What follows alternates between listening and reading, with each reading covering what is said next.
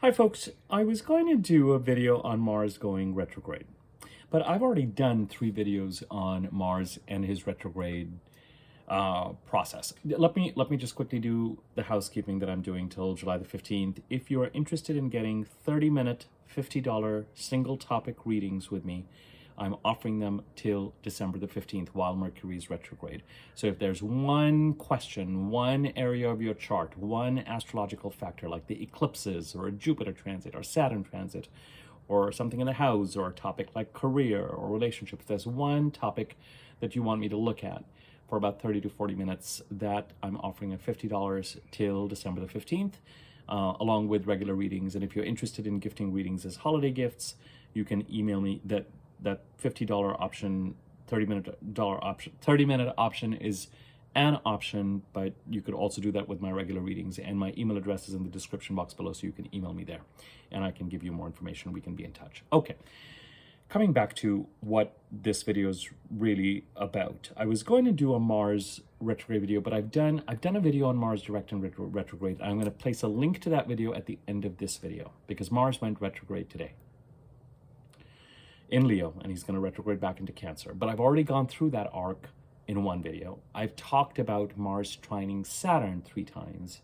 in another video, and I've talked about Mars opposing Pluto in another video. So if you're interested in the second and the third videos, you're welcome to, oh, my nose is running. You're welcome to just search for them and they'll come up. But the Mars retrograde video, which I did when Mars first entered the sign of Cancer, I'm going to put a link to that at the end of this video. It doesn't mean that I'm not going to do a refresher on Mars retrograde. I am. But I actually want to talk about what I want to talk about in this video first. And then on the 8th, I'm going to do the weekly overview. And then we'll resume regular programming. Okay? I think after that, I'll do a quick refresher on Mars retrograde and we can talk about the full moon in Gemini. Can you believe that by that time, we will be close to the full moon in Gemini? One more thing I want to mention. You know, because I've been doing some daily videos, just because there's been so much going on astrologically, it keeps the energy percolating. And yesterday I did the video on Mercury, the new Mercury cycle in Sagittarius starting. And when we did the weekly overview for this week, I talked about and actually, I don't know, was it the weekly overview where it talked about the retrograde Mercury and the Sun conjuncting? No, it was in the weekly overview. I talked about the retrograde Mercury and the Sun conjuncting on December the 5th, yesterday. So in relationship to that, especially if you have, it doesn't matter to me necessarily whether you have Mercury retrograde or direct in your birth chart for this, but certainly if you have Mercury direct in your birth chart, this may apply. You may, insofar as the new moon in Sagittarius and Mercury retrograde in Sagittarius is making you want to get in communication about, external communication about, have some plan of action with regard to bringing the Sagittarius part into your chart in alignment so that Saturn can continue to stabilize the Pisces part of the chart and Jupiter can create his ending of a 12-13 year cycle and start of a 12-13 year cycle in the Gemini part of your chart.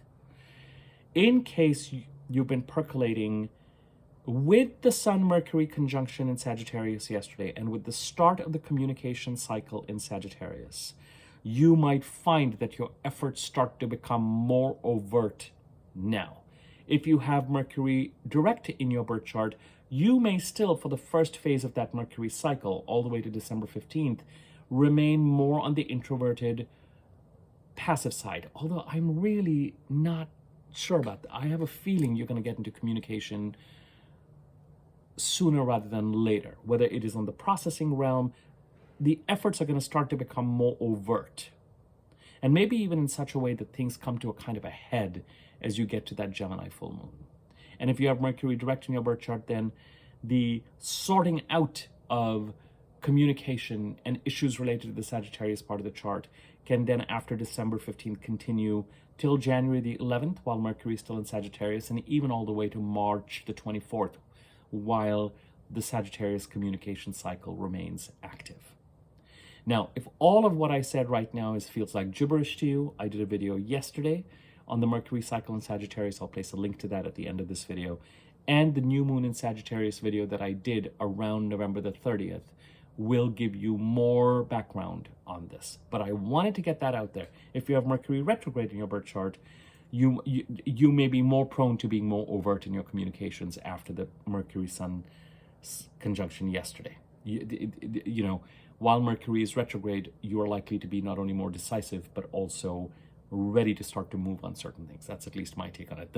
The emphasis, though, is just feeling in sync cognitively and being more decisive and less deliberate, less processy while Mercury is retrograde if you have Mercury retrograde in your birth chart.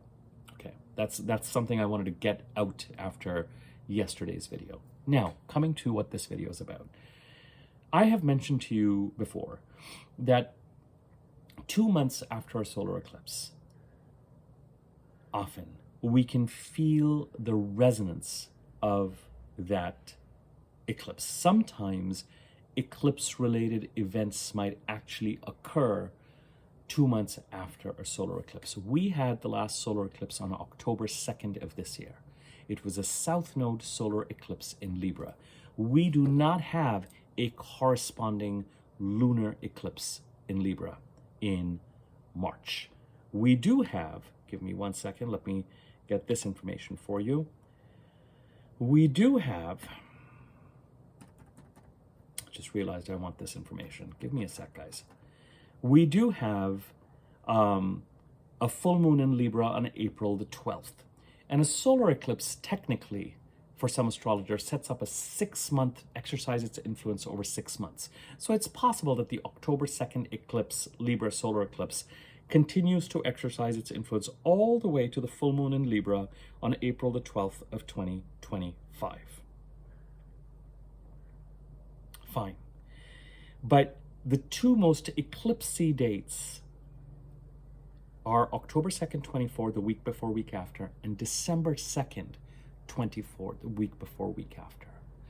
And if the week before and after December the 2nd, you're feeling a particularly strong resonance to what that eclipse felt like, October 2nd, week before, week after. See, it's easy for me to get a sense of these things. I remember the energy, but I also, when it comes to new moons and eclipses and the sort of monthly, I make my notes for what is actually occurring and what I think those things could be. And as I said, we're still not done with the Aries-Libra eclipses, at least to the end of the first week of June of next year. Some part of that energy is going to keep trailing around as we get to the full moon in Aries later on in the year. But the real sort of eclipsiness of the energy, and by eclipses we're talking about changes. We're talking about changes of a more significant nature. We're not just talking about a regular new moon or a regular full moon. We're talking about, as I've said to you before, the ending of a book, not just a chapter. I don't mean a novel. The novel can be your life, but it can have various books, and in those books there can be various chapters, much like a 19th century novel, like War and Peace, or any of those sort of big English novels, and, you know, that were sort of serialized. And when an eclipse cycle occurs, it's a much bigger change.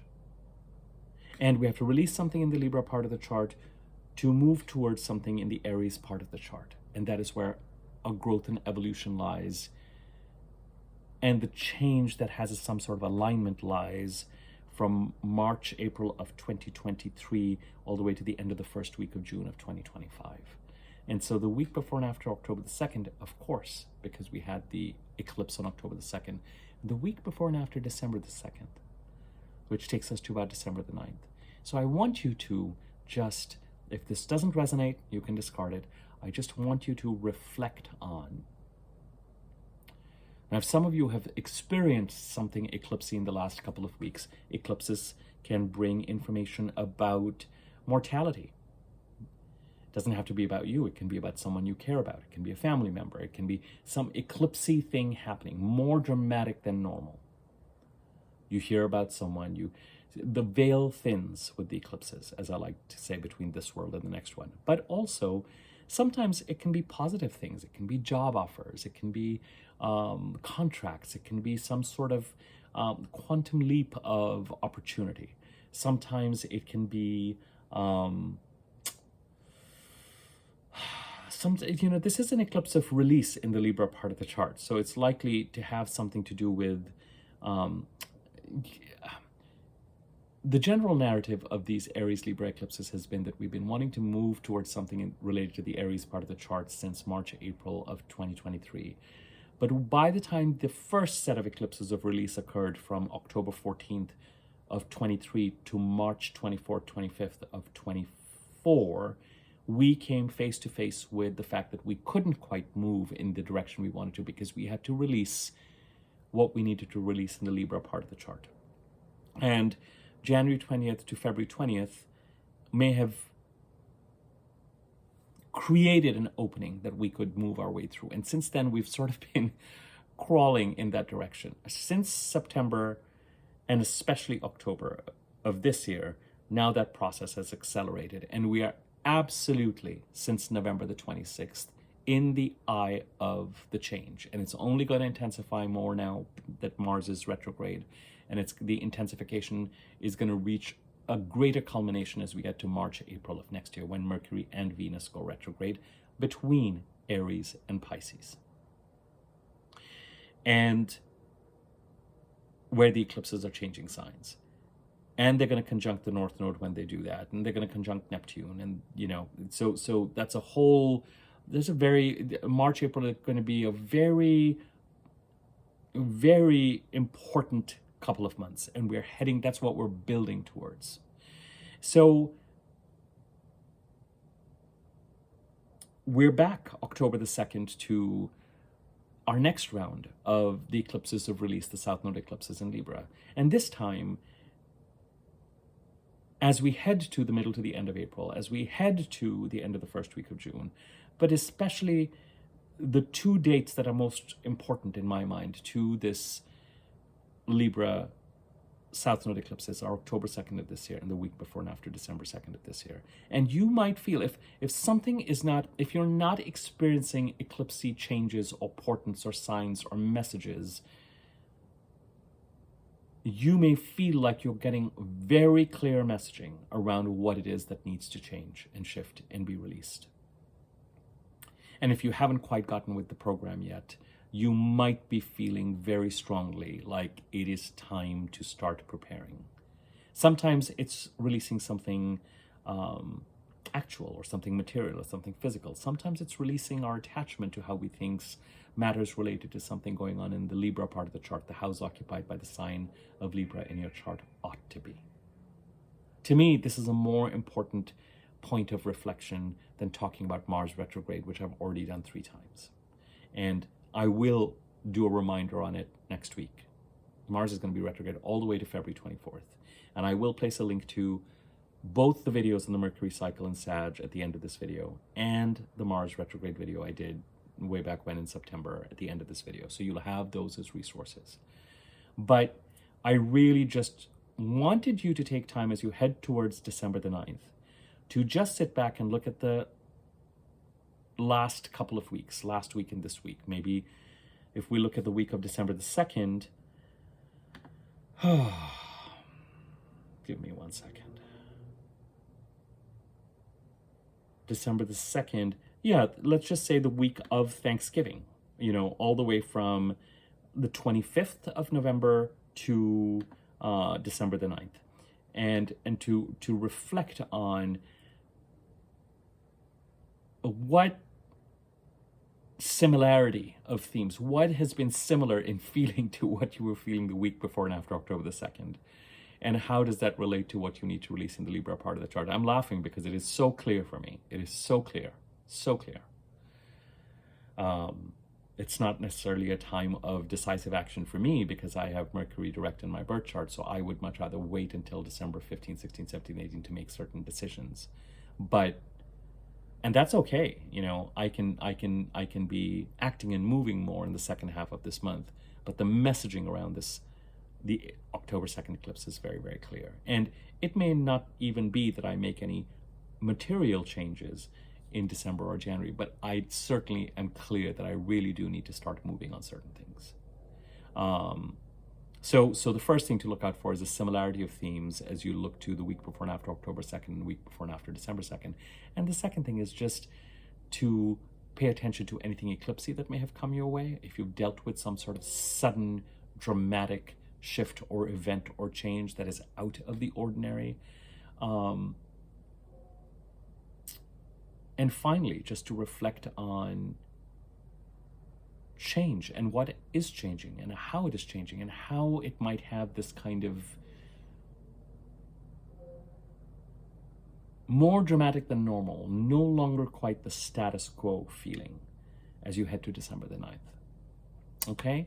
I will leave it at this. It's not a very long video and it's going to feel very repetitive for me to say it, but I do this at the beginning and the end of the videos right now. $50 30-minute single topic readings available, regular readings available, readings are available to give as holiday gifts. My email address is in the description box below. You can contact me there and I can give you information. Thanks button underneath this video. You can use that to contribute to the channel. Subscribe to the channel if you haven't already. Next to the subscribe button, there's a bell icon. If you hover over that, there's a wiggly bell that shows up on top. If you click on that, you'll be notified whenever I do new videos. Feel free to like this video or comment on it. Gives it greater circulation on YouTube. Those are things that you could do for free to support the channel. I will leave it at that. It is my birthday tomorrow, so I am really going to try to not post tomorrow. There's still stuff, there's just stuff that we've got to do. And I will do it. But but I decided that I'm not going to post tomorrow. And then on Sunday, on the 8th, I will post a weekly overview and we'll take it from there. Okay? Hope you found this useful and thought-provoking. I think it's a better use of a video than going over something I've already gone over 2 or 3 times, even though Mars retrograde is a big deal. It happens about every 2 years. And out of all the planets, it's the planet that goes retrograde, I think, the least amount, at least in terms of frequency, unless I'm mistaken. Some people may say that belongs to Venus. I don't think so, though. I don't think so. Anyway, it doesn't matter. It doesn't matter. It is what it is. More to follow on that. All right, folks. And what I said about the Sun-Mercury conjunction, just as I said, if this is one of the first videos of mine you're seeing, you're going to be like, what did he go on about? And as I said, there's the new moon in Sag video that really provides context, and the Mercury cycle in Sag video I did yesterday that provides context for that too. All right, I will leave it at that. See you guys on Sunday. Take care.